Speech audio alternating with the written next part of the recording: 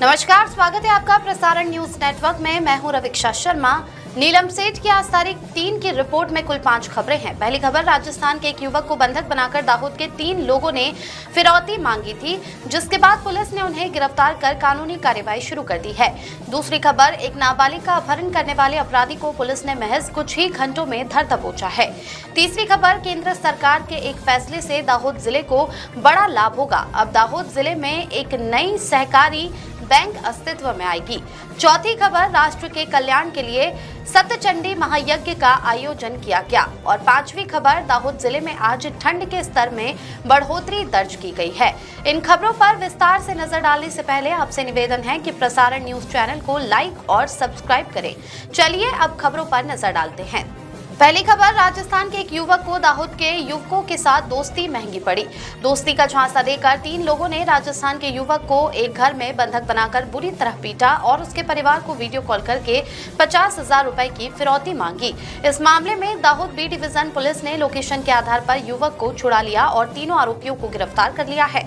जानकारी के अनुसार राजस्थान के जोधपुर जिले की फलौदी तहसील के बंगुड़ी गाँव के निवासी 30 वर्षीय श्यामलाल उमेद राव फर्नीचर का काम करने के लिए दाहोद आए थे। वहां उनकी जान पहचान दाहोद के शंकर सांसी से हुई। शंकर अक्सर जरूरत पड़ने पर श्यामलाल से 2,000 या 5,000 रुपए उधार लेता और वापस कर देता था। इसी दोस्ती के दौरान शंकर ने श्यामलाल को एक बंगले में फर्नीचर का काम दिलाने का लालच भी दिया था।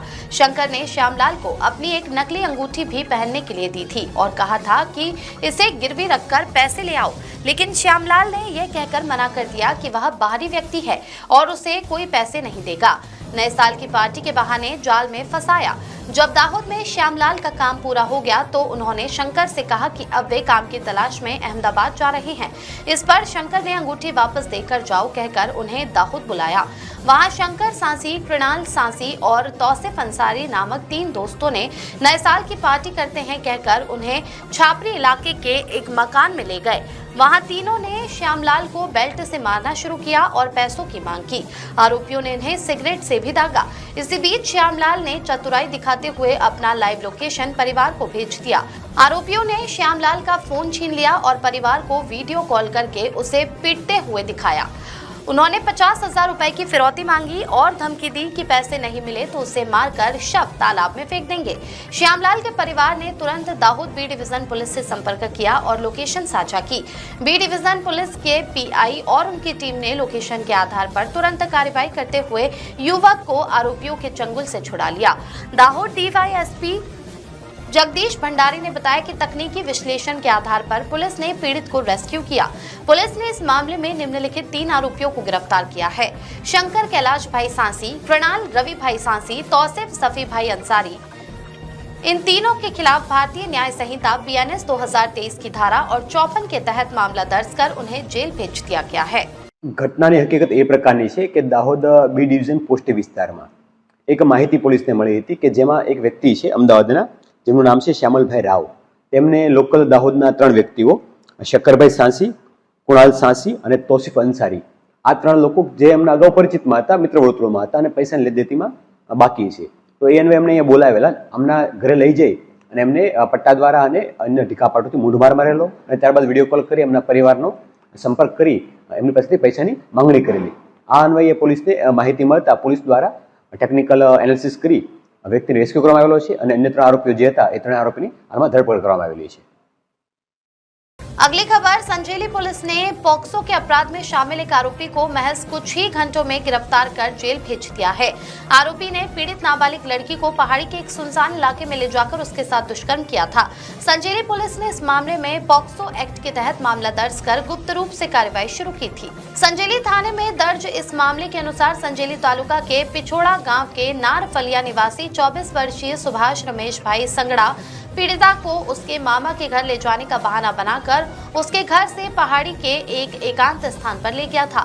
वहां उसने उसकी मर्जी के खिलाफ जबरन पाशविक बलात्कार किया। इस अपराध को सुलझाने के लिए उच्च अधिकारियों के निर्देश और मार्गदर्शन में संजेली पुलिस स्टेशन के पुलिस निरीक्षक जीबी परमार ने अपने स्टाफ की अलग अलग टीमें बनाकर जांच शुरू की।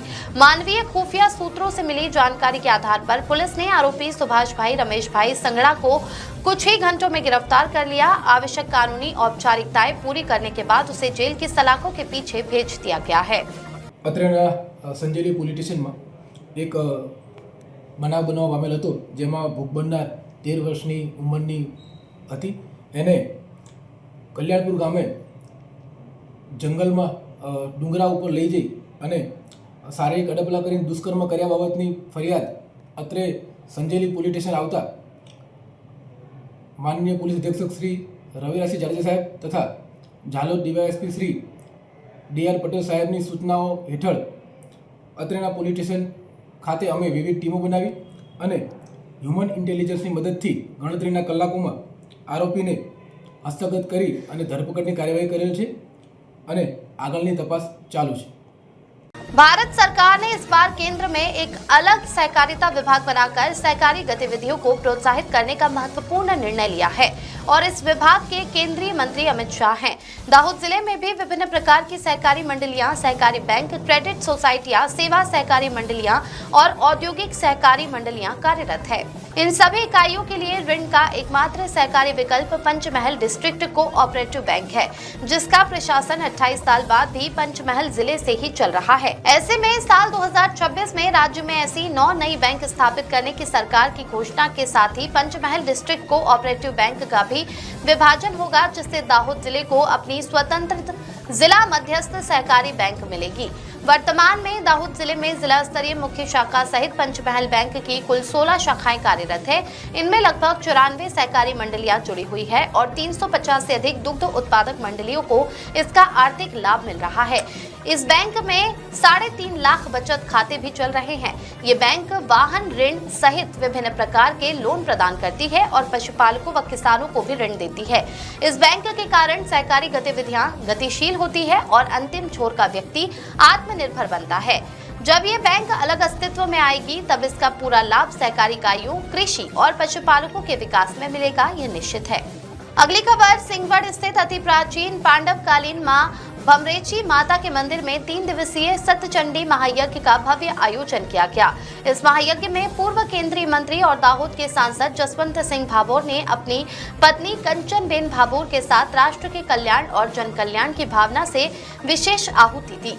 राष्ट्र कल्याण की कामना, सांसद जसवंत सिंह भाभोर ने सपरिवार हवन कार्यक्रम में भाग लिया। उन्होंने देश की खुशहाली और लोगों की सुख समृद्धि के लिए मां भमरेची की विशेष पूजा अर्चना की। विद्वान ब्राह्मणों द्वारा विधि विधान। इस 3 दिवसीय महायज्ञ को काशी, गयाजी, बिहार और वडोदरा के विद्वान ब्राह्मण नयन भाई शास्त्री के सानिध्य में शास्त्रोक्त विधि के अनुसार संपन्न किया गया। भोजन, भंडारा और आरती। इस पावन अवसर पर मंदिर परिसर में महाआरती, प्रसादी और विशाल भोजन भंडारे का आयोजन किया गया। इस धार्मिक उत्सव में बड़ी संख्या में स्थानीय भक्तों और आसपास के ग्रामीणों ने उपस्थित होकर माता के दर्शन किए और यज्ञ का लाभ लिया। अगली खबर, दाहोद जिले में इस बार सर्दियों का मौसम काफी सुहावना रहा है। वैसे तो आमतौर पर 31 दिसंबर को ठंड का प्रकोप अधिक रहता है, लेकिन इस बार खुशनुमा गुलाबी ठंड के बीच लोगों ने साल 2025 को टाटा बाय बाय कहा। हालांकि सर्दियों के बीते दिनों के दौरान ठंड का स्तर सामान्य रहा था, लेकिन अब जैसे नए साल 2026 का स्वागत करने के लिए ठंड के प्रमाण में बढ़ोतरी हुई है। 2 तारीख से ठंड बढ़ने के कारण सुबह जल्दी और रात के दौरान कोहरे का माहौल छा गया था और आज 3 तारीख को सुबह तो कड़ाके की ठंड के साथ घना कोहरा देखने को मिला। सुबह जल्दी निकलने वाले लोगों ने कोहरे भरे सुहावने मौसम का आनंद लिया। लोग ये अनुमान भी लगा रहे हैं कि आने वाले दिनों में इससे भी अधिक ठंड पड़ सकती है। ठंड बढ़ने के कारण लोग गर्म कपड़े पहनने को मजबूर हुए हैं और शाम ढलते ही कई जगहों पर लोग अलाव जलाकर तापते हुए भी नजर आ रहे हैं। नीलम सेठ की रिपोर्ट।